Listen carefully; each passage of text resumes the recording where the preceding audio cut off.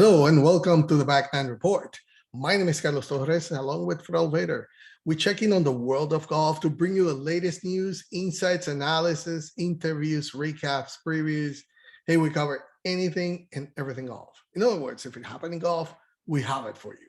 Fred, I believe you are not as cold as you were last week. What's going on? How are you today?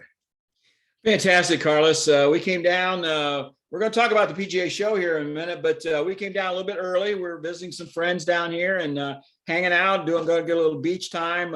Actually played a little golf yesterday down in West Palm Beach, place called Glen Eagles. Really, really beautiful 36-hole facility. Really, really nice. Really enjoyed it. Mike May and I played. Mike's been on the show before, good friend. And no, it's wonderful down here. It's a little cool here tonight. Only 59, so it's not too terrible bad right now. For you, that's you're going in shorts out right now. My bikini, I get my bikini out at that. I was like, I'm colder than you. It's 51 here. What are you talking? Where are you? But yeah, that's too funny. But anyway, let's talk about the PGA merchandise show because, like many things in early 2021. The annual PGA merchandise show was forced to go virtual. We all know this because of the COVID-19 pandemic. A lot of things, a lot of shows, trade shows had to be virtual.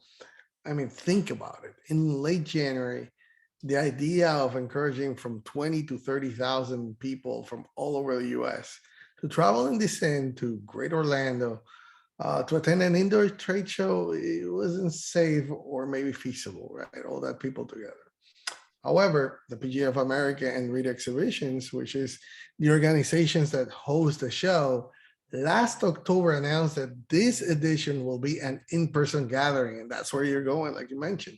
It will take place January 25 to the 28th at the Orange County Convention Center and also the Orange County National Golf Center and Lodge. So, Fred, important that is back.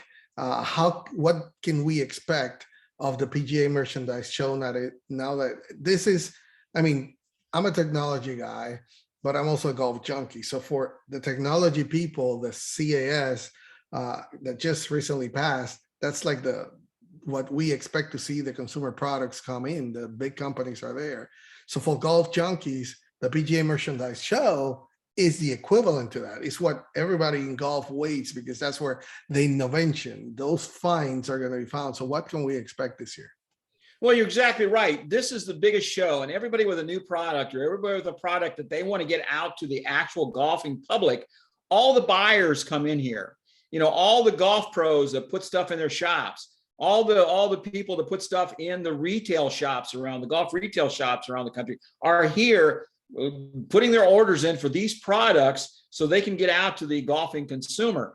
And last year, as you mentioned, it was not held. It was a real hole in our season because we always look forward to the PGA merchandise show. We get to see a lot of people that we don't get to actually see face to face. A lot of people that I interact with on a business level via phone or Zoom calls or whatever.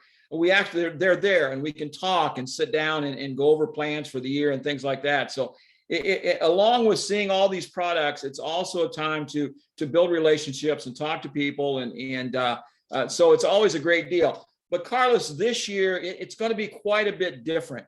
The normally opens, well, for us, it normally opened on Monday, okay? Not the show itself, but Tour Edge always hosted a media day out at Lake Nona, and they would have normally like 12 to 16 vendors come in as well as their own products, do presentations in the morning, set up displays, and you could actually see their wares and things during that day. And so that's not being held because Tour Edge did not come down here this year. They made the decision they don't need to come. They didn't want to put their employees in that situation, due to COVID still. Also, then Tuesday is always the big demo day out at Orange County National Golf Club. And it's a big round driving range, gigantic, bigger. The tee box goes around in a big circle. And so that whole thing normally is filled with vendors from golf balls, golf shoes, golf clubs, manufacturers, anything that you can think of it's set up there so you can see it, feel it, touch it. If you want to hit some balls, you want to, try the clubs, whatever. It's all there on Tuesday, and thousands and thousands and thousands of people go to see that. There's only going to be 30 vendors there this year for the demo day. So that's, that's about 20% of what is normally there. So that's going to be scaled back much, much smaller.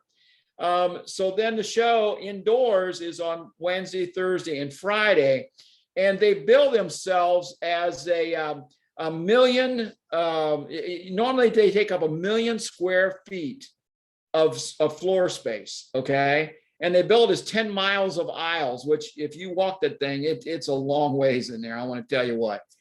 And every vendor in the world that's in the golf business is there.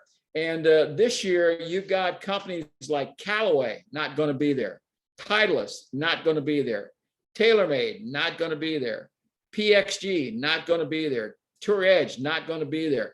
So a lot of large companies that have a lot of offshoots, even, so Callaway has Odyssey and they have their clothing line, and, Titleist has FootJoy and all the stuff that they have. They're not there either. So it leaves a big hole. And so there will be a lot of vendors that just aren't there. Then on the other side, as I mentioned, there's normally about 40,000 people that come to this thing. Okay. I don't think I'm thinking it'll probably be more like about 20 to 25,000. It may be about 55% that actually show up. I don't know.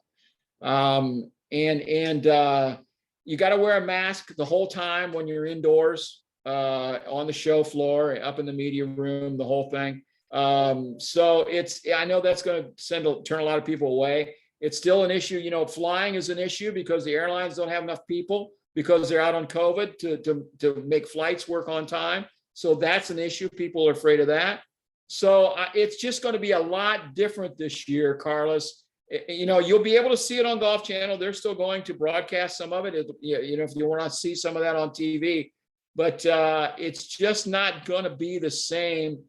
And the other fact is that these companies have learned, everybody's learned that you can use the internet, you can use Zoom, you can use the digital platforms to have face-to-face conversations with people. You don't have to be at the show and physically see them. So it costs millions and millions of dollars for these large companies to bring people here. So one is the cost. Two, they decide they don't really need to do it because they can do it. They've been doing it for the last 2 years digitally anyhow, or virtually anyhow, no problem. And three, why put our employees at risk with all the COVID still going around? We just don't need to do it. Definitely. And this is a pivotal moment, I think, in the world of golf. And Jim Richardson, which is the president of the PGA of America, he had said that this was also a very important event, the 2022, to move forward from the pandemic. We're still on this COVID, the Omicron, and everything that is going on. So there's still a lot of people that think, like you were saying, it's going to be tough for me to move. I don't know, just the inconveniences that you're going to have.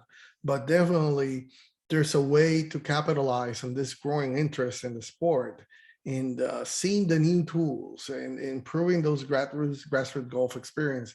It would be key. So it's interesting. There was a survey that I saw that said that 70% of the PGA professionals and top buyers currently plan to attend. So it goes along with what you were saying. But still, there was like a 19% that are undecided or planning to decide as the show gets closer, which is just a week away, basically. But like you mentioned, also there's the impact of the virtual. Like it happened last year, the companies definitely see, okay, I'm having a slowdown in the economy as well, so I need to see how I can maximize my revenue. So instead of spending $1 million, if I just send the clubs and everything to the people that want to try it, and I get a one-on-one on Zoom, that's just 1/10 of the cost that what it would be. So moving forward, Fred, I think there's going to be like a mixture of this, and the PGA merchandise show should realize that as well. There is not a show, but there is a seminar. I'm going to go also to Orlando in April, and it works that way. They go this hybrid environment, so you can either go, and there's also this virtual meetings with the vendors, so you don't have to actually be all the time around the people. But I guess at some point it might be back to some kind of that normalcy. But anyway, this is the place where everybody goes there to see what's the new innovations, what finds, and I think this is the moment to try to market it a little bit more and try to get to those changes of the times, because definitely is where we see those innovations coming. Yeah, and this show was a giant moneymaker for the PGA of America. Okay, every year, they're taking a hit on this. One of the things with them moving their facilities out there to Dallas, out there by where you're at, was that the show would be moved out there. And they're building these facilities to handle the show and be able to do stuff around the show out there in Dallas. Once they get everything done in 10 years or 7 years or whenever that time is. And but now you've got to look at that and say, well, maybe that's all being changed, because maybe people won't be going to these things as much. They'll just do it virtually.